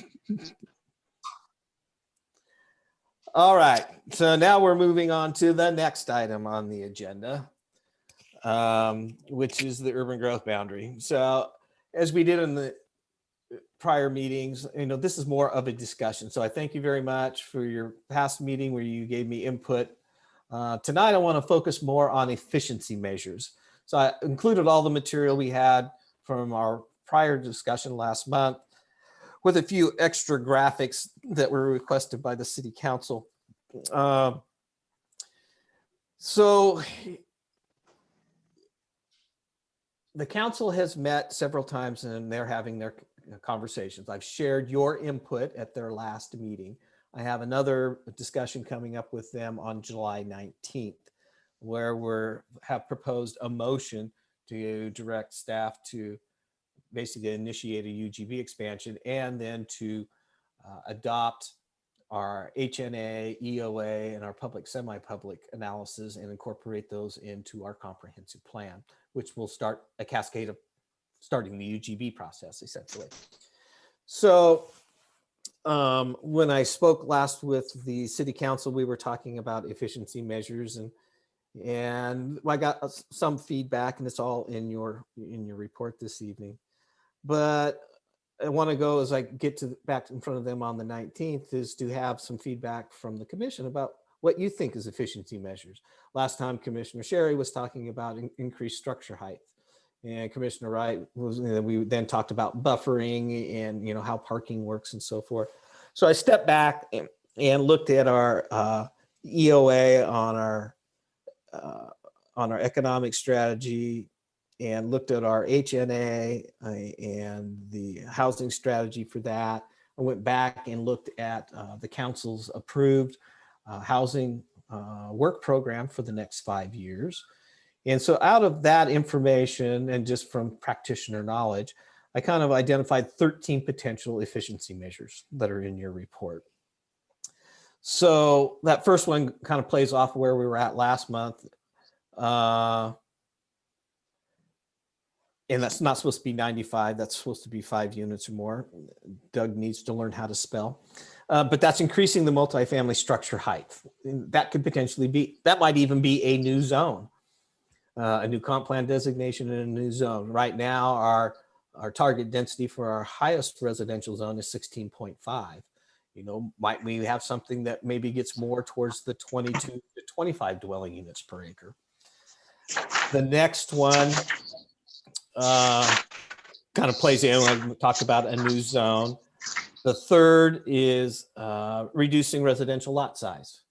And so we did this in 2010 in Newberg. So our R1 went from 7,500 to 5,000. Our R2 medium density went from 5,000 to 3,000. I can say when we did some preliminary work, roughly about 4 years ago, we did some community survey work, and we're asking residents, what about reducing the lot size even further? It was not a statistically valid survey, I have to qualify that. But the feedback was, no, our lot sizes are small enough. We've already took a big step in 2010. Residential parking standards. So that comes up, it's a double-edged sword. Some say that multifamily needs to have more parking. Others say multifamily should have less parking. Ours are basically driven by units and number of bedrooms, and then some ancillary parking for guests and so forth. But that would be something else to consider. Transferring density rights. And so we have stream corridors. You saw an application earlier this evening, it has stream corridor. And we have some provisions in our current development code in comp plan that talks about transferring density out of that stream corridor area up to the developable portion of a particular site. But the way the code is written now, you can't do that at 100%. You only get a portion of a credit to be able to do that. And so should that number be increased or not? Again, we're not looking for absolutes, but these are the concepts for efficiency. Increasing the number of lots that can use a private driveway or drive aisle to access them. Currently, we used to be at 3 lots. If you had 2 or 3 lots, you could have a private drive that's in a 25-foot easement and 20-foot wide paved surface.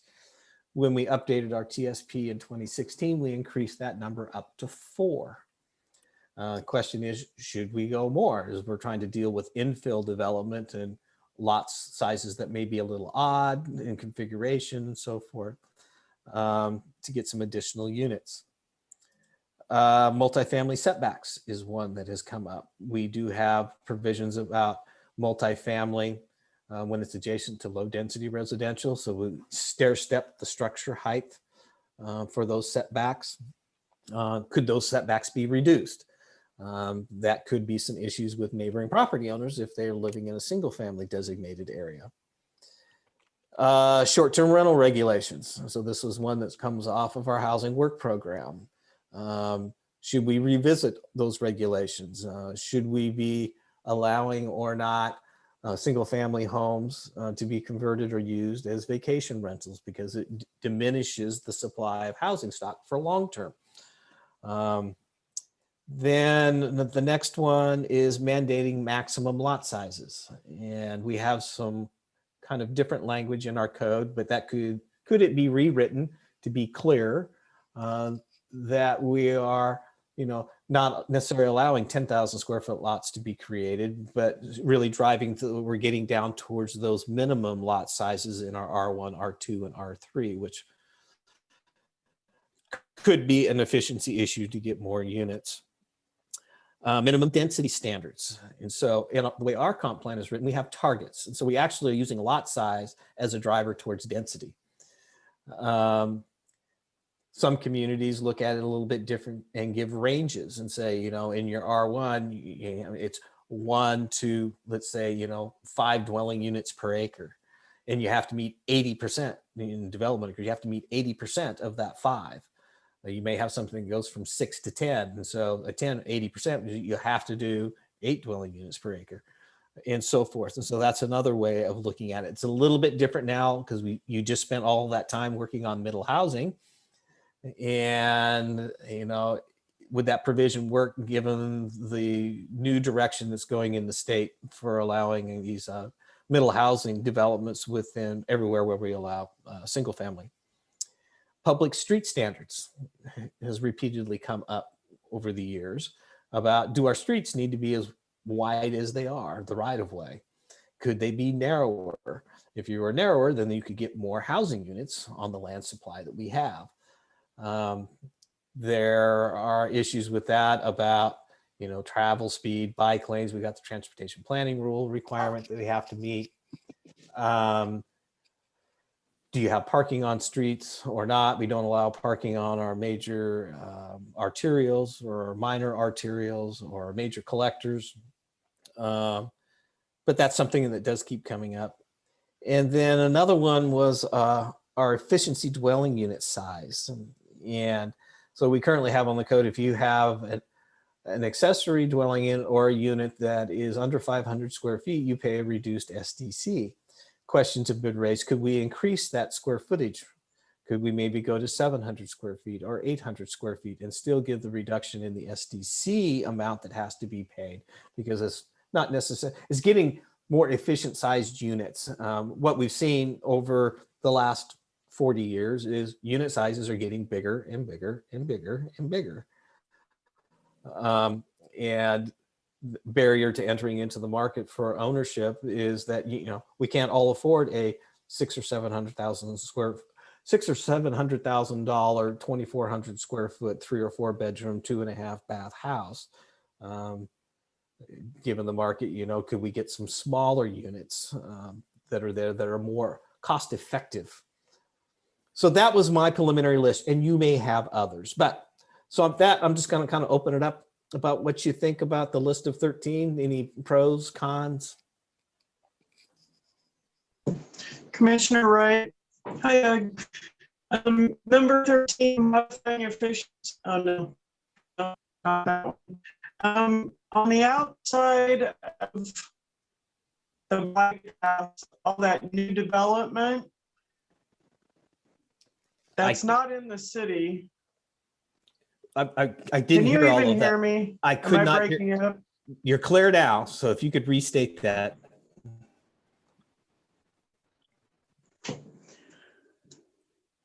What are the lot sizes that were put in on the south side of the South side of what?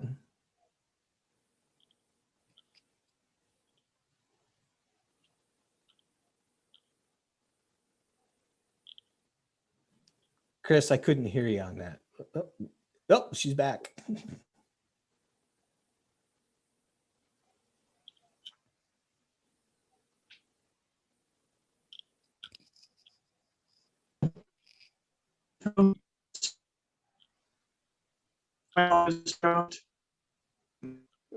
We can barely hear you, Chris.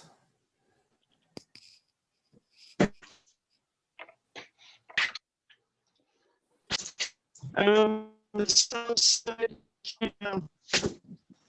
Can you type it into the chat, Chris?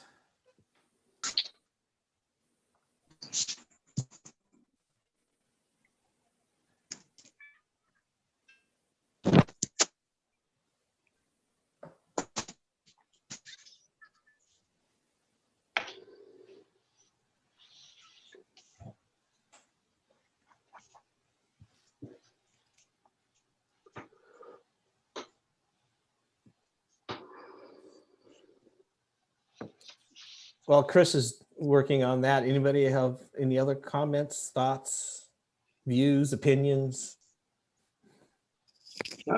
I wanted to talk about number 2. I'm not convinced we need to create a new multifamily zone. What we need to do, I think, is change the wording in the R3 section.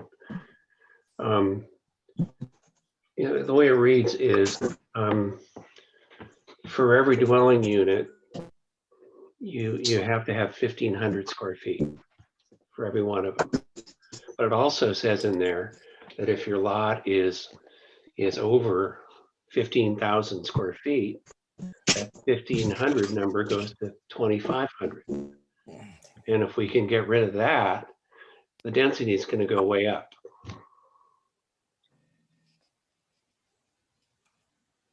It'll go, somewhere between 22 and 28 units per acre. It's a good thought. Okay. I still think we need to still go up to 4 stories. Doug? I haven't figured that out yet. Are you done, Robert? Sorry, I didn't mean to step on you. Yeah, Jason, I'm done. Thank you. My opinion on the efficiency stuff is that you're trying to get people to take their existing land and do different things with it, and that's really not going to happen on a large scale, especially since the majority of the housing in Newberg is already R1.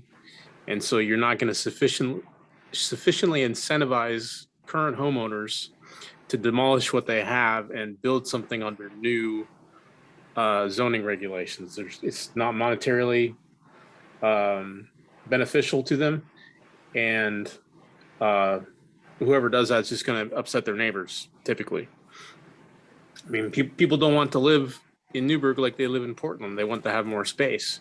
But I agree with you on the sense that 2,400 unit or 2,400 square foot houses is a tough thing to deal with. So basically, what we're talking about is new construction in new spaces, and as we know, we don't have the space to do new construction, which is why we need to expand the UBG. And so we're kind of right back to this. I mean, we can gain a little bit by some of this efficiency stuff, but you're at cross purposes with upsetting the community because people don't want to live in a rabbit warren, in my opinion. And you're still back to the point where you need to do a UBG anyway. And really, it's an artificial supply limit. I mean, the UBG that's what it's for. And so if you remove that artificial supply limit, you have more supply of land to do something with. Now, once you have that supply, then you can apply some of the density and efficiency standards to that, assuming the people that are doing that find it monetarily advantageous to do so. But first of all, you got to get the UBG. So it's kind of a chicken and egg, in my opinion. Okay, thank you.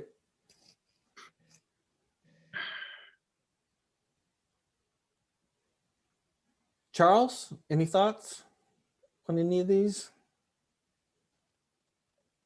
No, just reading through it, it makes sense that you guys want to create efficiency standards to help make what's current better. But I think,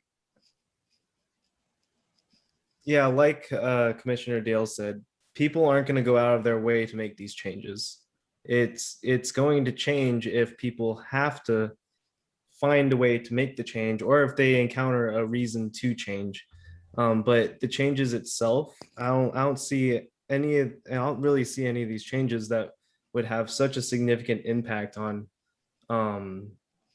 helping or sufficiently helping out the urban growth boundary expansion. I think that still needs to be addressed, and I think that these efficiency measures can benefit the decision on the urban growth boundary expansion, but I also don't think that just these measures themselves will add a significant impact.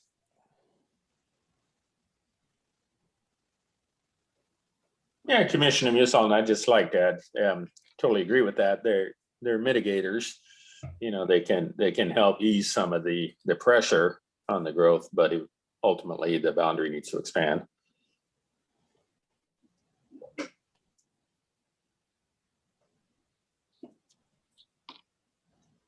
Okay. And Doug, if I was maybe asking a lot, if you could include the word emphatic in there somewhere, that'd be great. Emphatic. Okay. Emphatically stated.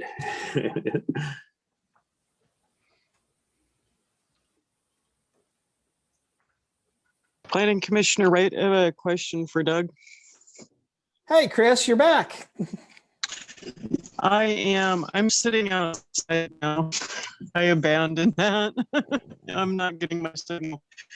Out of curiosity, if the smallest lot size goes down from 3,000 to like that 2,400 square foot development south of the house, do you still have all of the setbacks and everything required by the City of Newberg code when you get into those smaller lot sizes? Yeah, so I'll use an example. Our 3,000 square foot lot size says that your house has to be 15 feet from the right of way, your garage has to be 20 feet, and your interior yards, which are your side and your rear, is a minimum of 5 feet.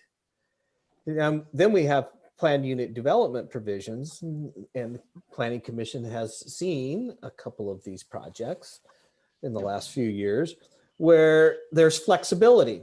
And so if you go back to Crestview Crossing, we've got some lot sizes there down to 1,500 square feet, but they're 3-story homes. And, the developer did a lot of work on the front end to try to figure out kind of where their market niche might be. And that's what they proposed to the city and we brought forward to the Planning Commission. If we're in our R1 zone, 5,000 square feet, again, the front of the house is 15 feet from the right of way, the garage is 20 feet back, and your interior yard setbacks are 5 feet. So what we're kind of seeing with, if I was to take the development down south off of Weatherly Way, those are 3,000 square foot lot sizes on average because of subdivision. So we got a few that are a little smaller than 3. We got some that are a little larger than 3. They're single car garage, they're 2-story, 3-bedroom, 1.5, 2-bath homes and so forth, but they don't have much for a backyard. If you were looking at a house, from the 80s, who might be on a 7,500 square foot lot, you got a big backyard.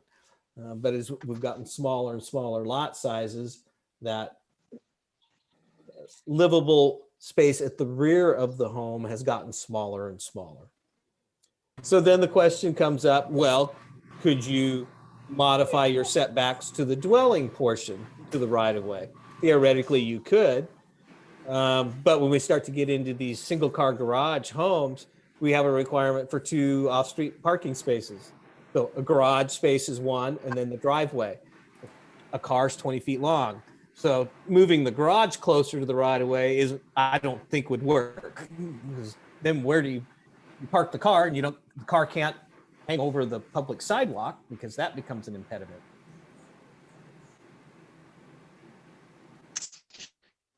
Yeah. Okay. I understand that we are allowed during a property development like the crossing to allow one of the lots was just undersized. I'm under impression we were only allowed to do that during a development, not just an outright property. Yeah, it happens with development. And so the plan unit development the plan unit development is what gives the developer the most flexibility. So you can either do the standard development, subdivision, partition process, or you can do a PUD, and then those flexibility provisions are already worked in that the Planning Commission then has to consider. Okay. All right. What are we feeling about? Let's go to a different number. Number 11, housing on religious institution properties. I noticed that most of the churches are in residential areas. Are they just like any other developer? do they get any special needs like exemptions because they are a religious entity? Oh, there was a state law change done, was it 3 years ago or so, that allows religious institutions to have housing on their sites or campuses. It becomes an issue, and I've talked with a number of churches, becomes an issue of how they finance it. So yes, they're functioning like a developer. But how their funding, I'm going to be very generic about this, how their funding works may encumber or not allow them to actually do housing unless they spin it off and create a separate parcel. But then, where did the funds come that originally acquired that land? Because not necessarily that. Chris, can you turn your sound off a bit? Got a lot of background noise.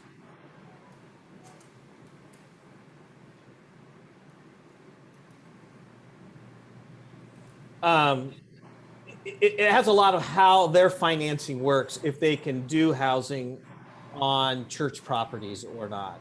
We've had a number of inquiries of organizations who are interested in that idea. We have not yet been able to find a way to how to make it work from the financing perspective.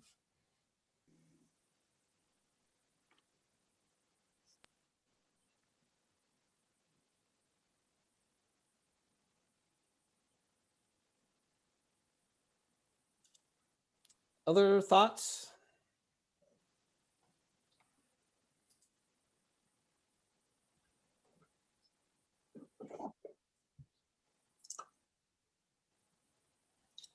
Okay. Well, if you don't, that's okay.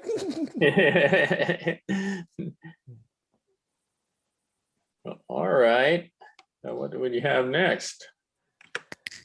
Our, Next up is items from staff. items from staff. Subset.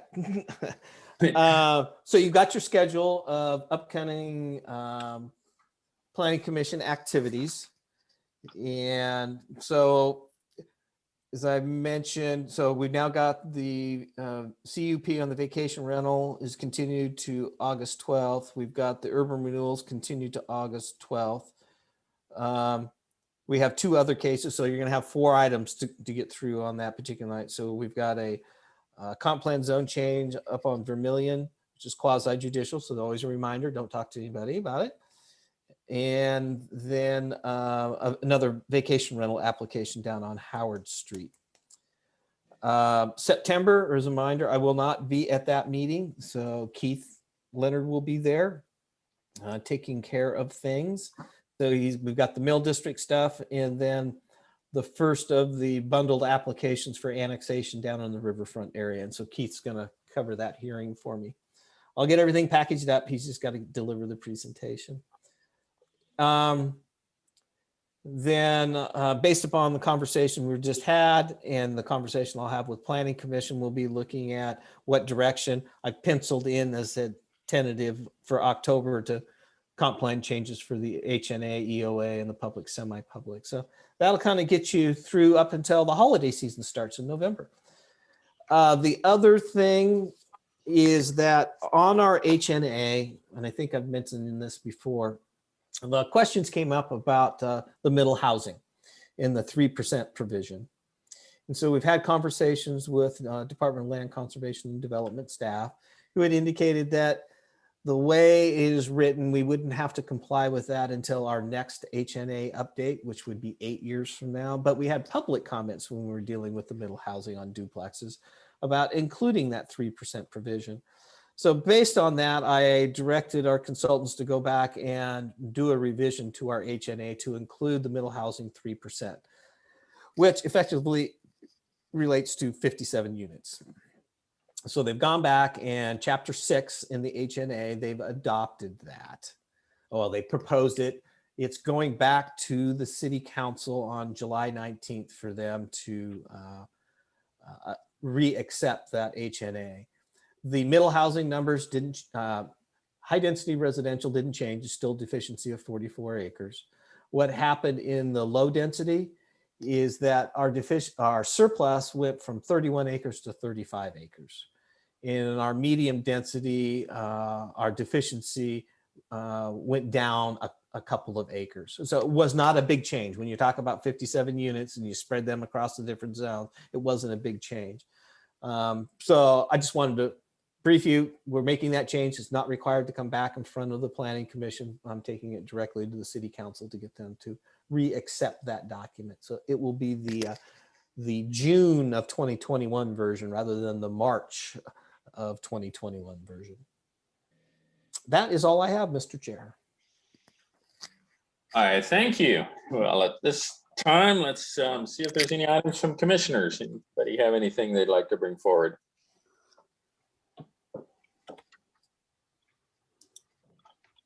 Nothing for me.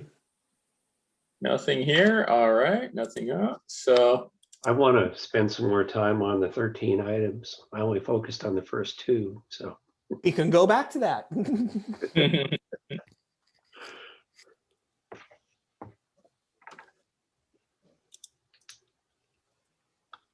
Okay. So, Anyone else? Commissioner Sherry, did you have some other comments? If we did create a new zone with a increased density, would that also be located more in the downtown district, as we talked about the height issues and other like going up higher stories? Would that also be contained in more in the corridor areas and the arterials and collectors where you could do that? We have not dove down deeply into where they might be. We're still back at the concept of, could there be another residential zone higher than our R3? Could we have essentially I won't say R4 because R4 is for manufactured home parks, so an R5. Typically, you're trying to get your higher density along near your downtown, along your transit corridors and your major arterial roadways. But we also have another provision in our code that says that if you annex or we do a UGB expansion of 15 acres or more net acreage, after you take out any stream corridors, is that you have to have R3 land in there at 10%. So Chris, we haven't dove down deep into that. Again, just back at the concept, is that something that we should consider as an efficiency measure to better utilize the existing land we have within our UGB or not? Okay. And then a second question is, when it comes to industrial properties, especially to the south, has GS people made any maps showing the properties with a 7% slope or less that could qualify for industrial properties? No, we have not done that. Yes, we have USGS contours, and so we have that in our GIS system, and I can look at it. Have we prepared any specific maps? No, not at this point. Up in that URA for the north area, that could be upper density for higher density issues for residential. Is there any property up there that would handle commercial to keep commercial and residential in close proximity to keep that carbon footprint down, considering it's 145 acres? Or is it all just up and down slopes? Are there any plateaus, meadows? There's a few benches that are up in the North Hills URA that might be conducive to a node of commercial that would be walkable, but then you got to get a commercial at an adequate enough size that the market will respond to it. And so I can say right now we have a commercial node identified that's about 11 acres in size, and there are not enough rooftops to support commercial development on that property at this point. And we tried that if you're up at Foothills in College in the Northwest Newberg specific plan area, there's a node of commercial there. And you see how it developed. It really didn't develop as commercial. There's a commercial building, but there's a larger Avamere's retirement facility ended up occupying much of that commercial space. And so it's a great concept, but it doesn't necessarily mean that the market from a developer and a financing perspective will respond to that. And Robert's been in that field, so he knows more.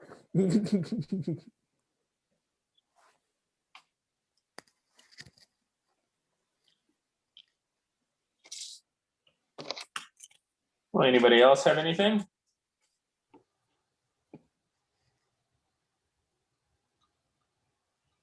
Well, at this point, it sounds like we're ready to call it a wrap. Thanks for the info there at the end, and we'll continue on the other ones down the line. And so at this time, I'd like to adjourn the July 8th, 2021 meeting of the Newberg Planning Commission. Everyone, have a good evening. And we'll see you on July 22nd at 7 p.m. On Zoom. On Zoom. Thank you. Good night, everybody.